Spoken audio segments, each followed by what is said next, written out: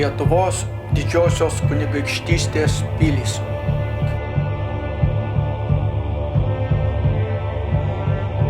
Miras 1434 metais Lietuvos didysis kunigaikštis Žygimantas Kęstutaitis atidavė Miro dvarą ir apylinkės Vilniaus kaštelionui Petrui Simonui Gedgaudaičiui Senkai. Senka, miręs bevaikis, savo žemišką turtą perleido į dukrintai Onai Butrimaitei, tačiau Ona taip pat nesusituokė ir mirė jauna.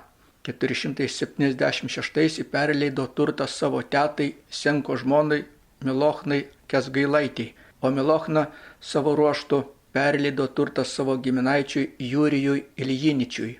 Pilį 15 amžiaus pabaigoje pradėjo statyti Lietuvos dvaro maršalka Bresto seniūnas Jurgis Ivanovičius Iljiničius. 568 metais pilį paveldėjo jo anūkas Bresto vaivada Jurgis Ščesnavičius Iljiničius, o po jo mirties turtus paveldėjo Mikalojus Kristupas Radvila Našlaitėlis. Radvilos pilį baigė statyti renesanso stiliumi.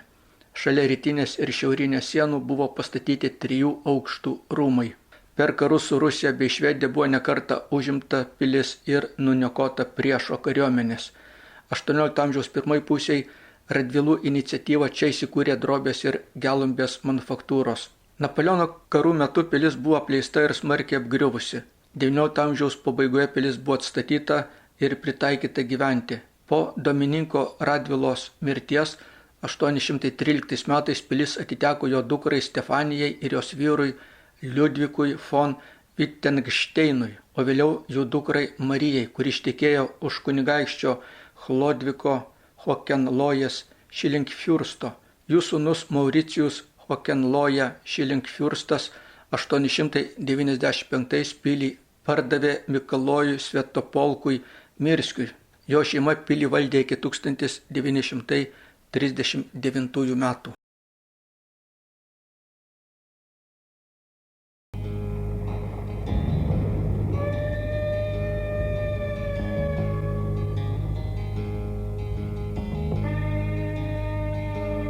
Kareivėlė, kur eini,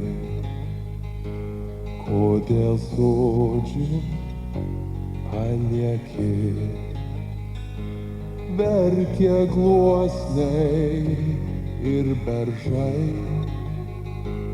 kur eini, ar tu žinai,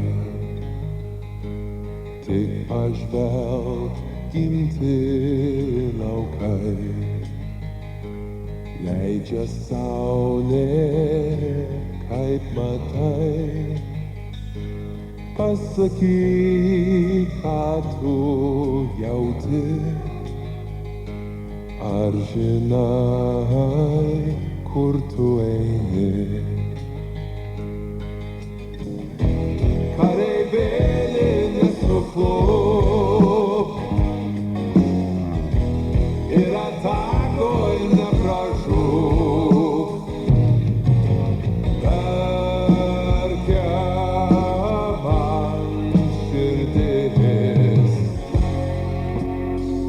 Kokia lemtis, kareivėli, neskubėk, dar prie vartų palūkėk, pažiūrėk per skruostą štai,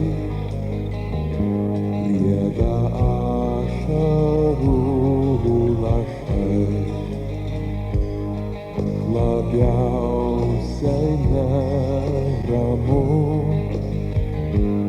ar sugrįši į namus, bet žinau, turi keliaut, už tėvynę stot kariaut.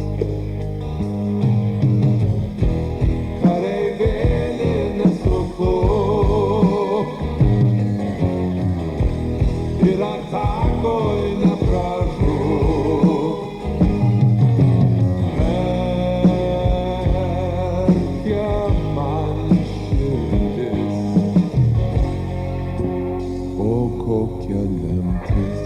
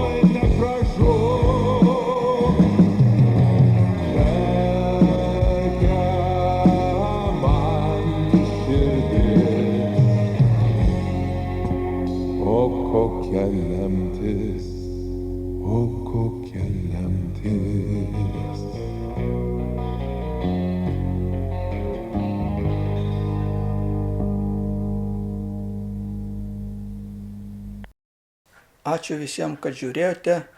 Ačiū už kantrybę.